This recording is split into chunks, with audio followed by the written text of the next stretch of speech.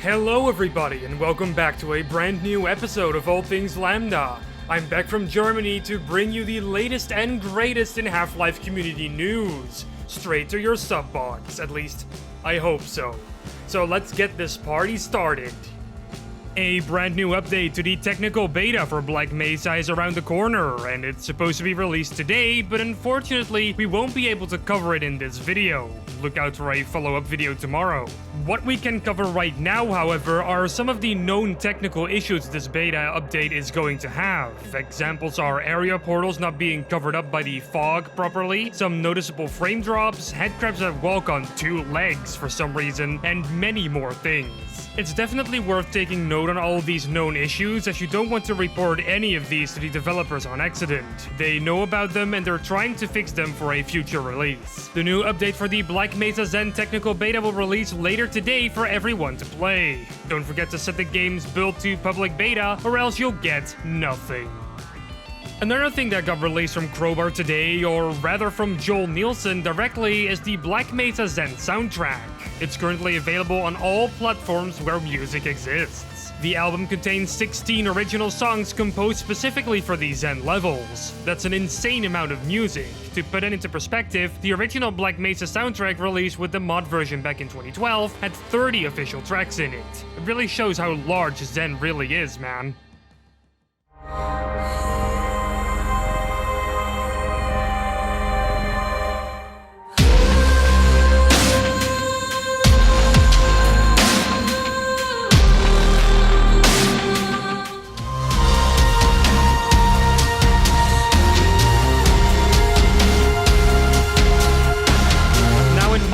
The soundtrack sounds amazing. I can't believe how professional everything just sounds. You can just tell a lot of love went into it, just like in the rest of the game. I've left a link in the description below to the official YouTube playlist and a link to the album on Spotify.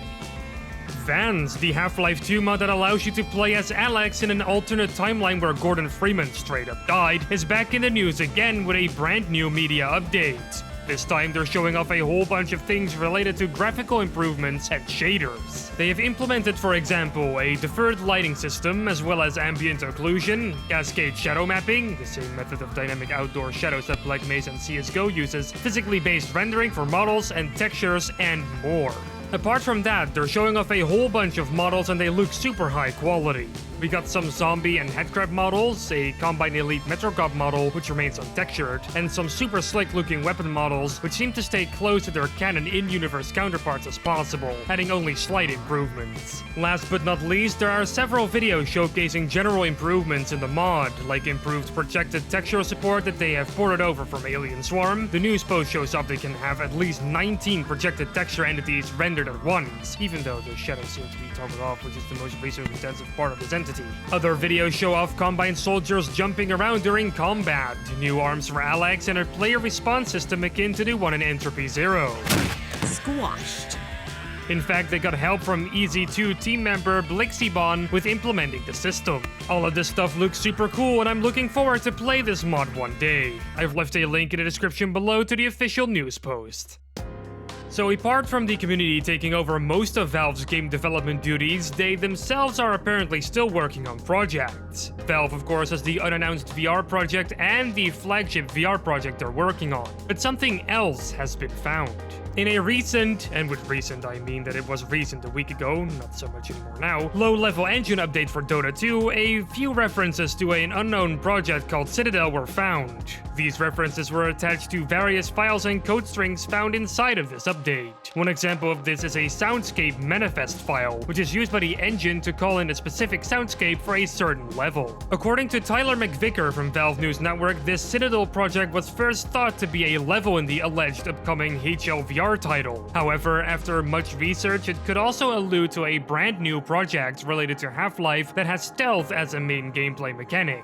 Now, this is obviously all speculation and it should be taken with a grain of salt. Even if there is a lot of evidence, things can always turn out different from what they are expected to be. I've left a link in the description below to Tyler's video about the whole ordeal. It's a very interesting video and I highly recommend you go and give it a watch.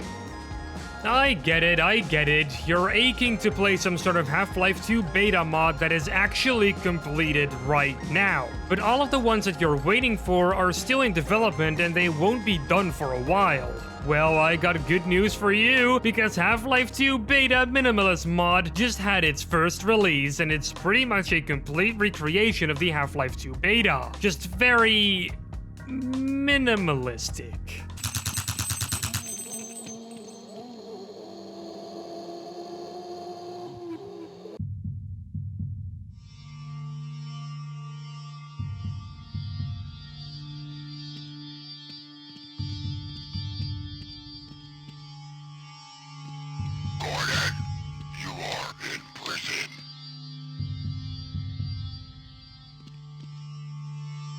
It's great though. This is technically the first beta mod that's actually released in full, with the entire storyline basically there. It's just so simple, yet it works.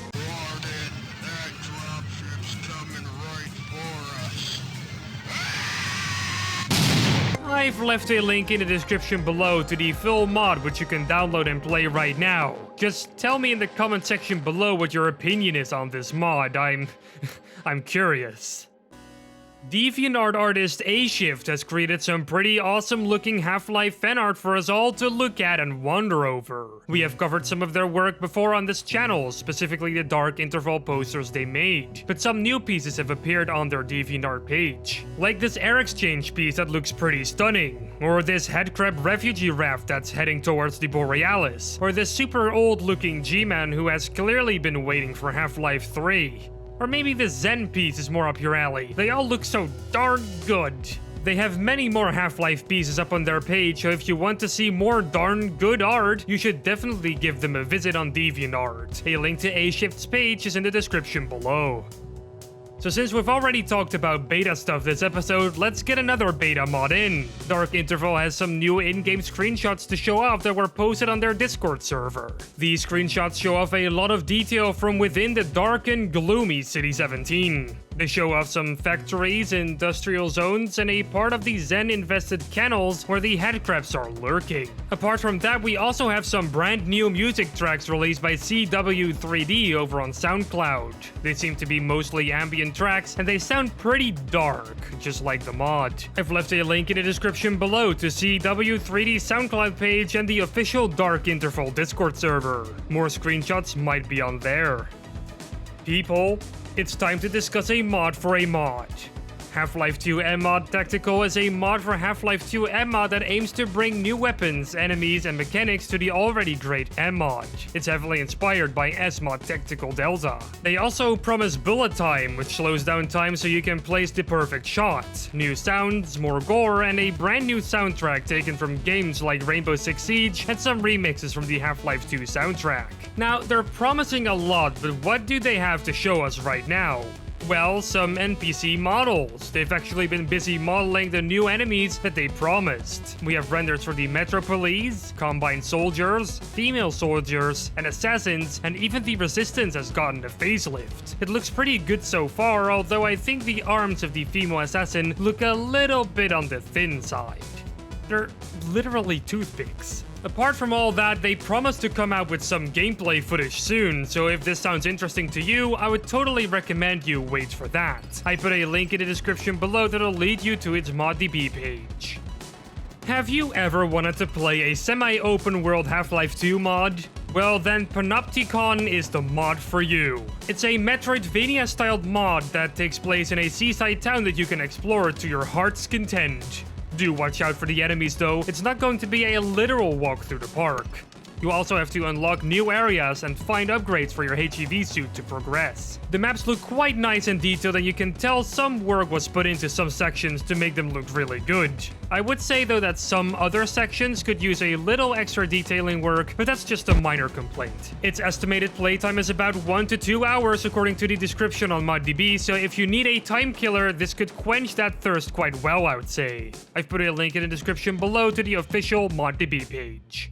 You know what else could quench your thirst for Half-Life content quite well? Our social media pages, they're on screen right now, covering my face as usual. Also, they're linked down in the description below where they're actually clickable. Oh, and don't forget to join our Discord server. We're over 900 members right now, so keeping the conversation going is easy. Also, follow me on Twitter. It's @farlumi and it's linked down in the description below. Also, subscribe to my YouTube channel called Glorious Rigby where I upload high quality videos as well. You might like what I've posted there so far. And with that, I'm going to end episode 45 of All Things Lambda. Don't forget to subscribe and to ring that bell icon to never miss another episode. Salutations, and take care.